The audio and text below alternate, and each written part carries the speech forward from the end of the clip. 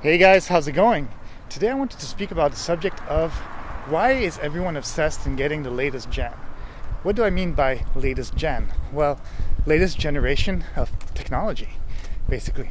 Well, there was a time when, for example, we had regular CRT TVs, which were basically, for people who don't know what CRT is, it's like those fat little TVs that had a tube in the back. And nowadays, for example, we basically got to a point where now we have flat screen TVs. At first they were 720p, then they became 1080p, now 4K, pretty soon 8K, and then maybe 16K or something like that, which is actually, they already defined it as the limit to the perception of the eye anyways.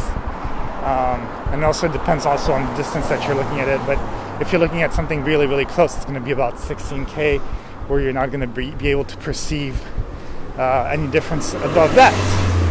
But it doesn't mean that there's not going to be screens that are more than that.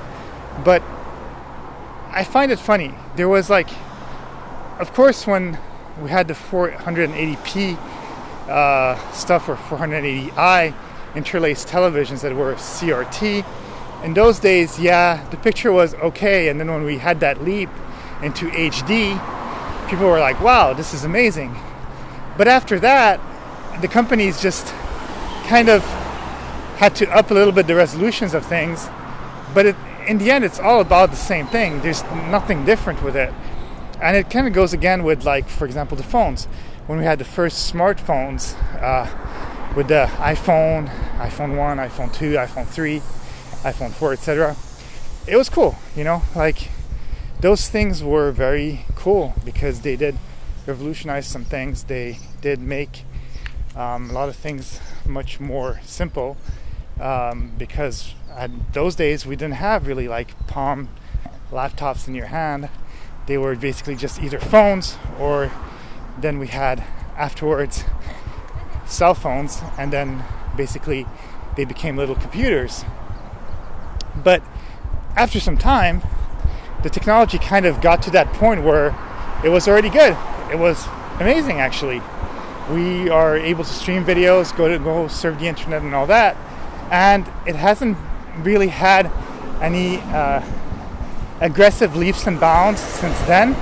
Yet every year, people are finding excuses. Companies are finding excuses for their current customers to upgrade to the new generation, to upgrade to this new phone that basically does the exact same thing that it did the previous year, but now it does it slightly better, but it's actually the same, and the design is just slightly different.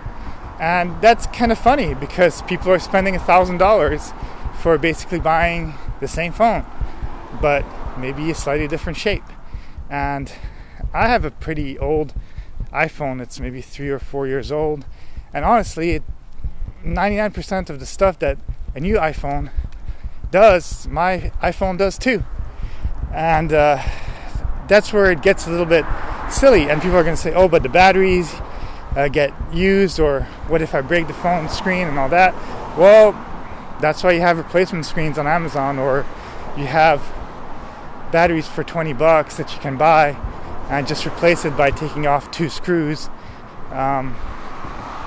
It's not that hard, but people like the convenience, so they prefer to spend $1,000 and just follow within the realm of sheep and just go and get the latest tech. But in reality, for example, what I've always found funny is that there's this whole era of smart TVs and all that stuff.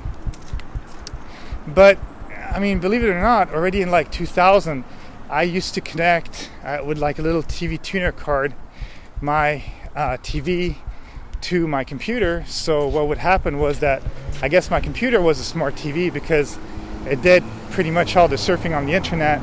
It did even similar to Skype calls in those days, and that was 20 years ago. And I think that's funny because people, I guess, took a really long time to catch on to that. But all this new tech that they're talking about is kind of pretty much old. it's existed for a while. And even if you really look at iPhones and all that stuff, I think it's kind of funny because, okay, we had cell phones in the 90s, and granted they were a different shape and all that, but then we had little palm books, which were little agendas that actually have kind of like the shape of phones nowadays, but they like would flip. And yeah, I guess somebody at one point, like Steve Jobs or whatever, decided that they could put these two things together and make it into a smartphone. But the technology's been there for a long time, and yeah, the graphics have gotten better and the execution is more polished and stuff like that, which is really nice.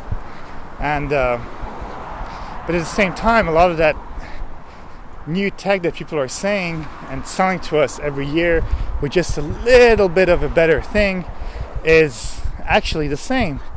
They're kind of like video games. There was leaps and bounds between the 90s and the 2000s, but then at a certain point, yeah, the motion capture of lips and all that stuff looks better, but we've already hit a point a long time ago where it looked very impressive. So if it looked very impressive, then now they're like, well, how are we going to make it better? How are we going to entice people in getting these things? And that they're doing it by putting in virtual reality and many different things, which is 3D and movies and stuff like that. But 3D is a rehashed tech from like the 30s or 20s, the 1920s, 1930s, when they had kind of tried to do that with the red and blue glasses. And of course, granted, I guess they made it a little bit better, but still looks like shit to me. And yeah, with virtual reality, there was that big movement in the 90s where they had tried to do a bunch of virtual reality, and yeah, it was very blocky and stuff. But then later on, nowadays, I guess they have better graphics and stuff, but they're still trying to figure out how to really make it fun and for people not to actually be dizzy from all of that virtual world. But anyways, that's kind of my point, is that companies are like selling you all this stuff that you don't really necessarily need, and they're rehashing all this old software and stuff that has existed for 20 plus years, and they're making us buy it over and over and over again. If you look at even the design of a Apple MacBook from 5 years ago and one from today, apart for changing the ports from USB to Lightning and to other crap that you probably don't need the speed for,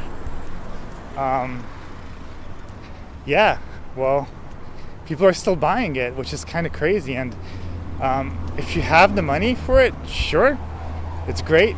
But then at the same time, you get to a point where don't you just want to like enjoy the tech that you have and not feel forced to have something every year that basically rebuy it, and basically just to have the latest gen, or to say that you have the latest iPhone XYZ ABC, whatever they're going to come up with in the future. So I think at some point, you as a human being need to think and need to realize that having all that latest tech really doesn't make any difference to your life. Try to see what's really important, and yes, upgrade every couple of years, because eventually your things are going to become obsolete or too slow or whatever it is.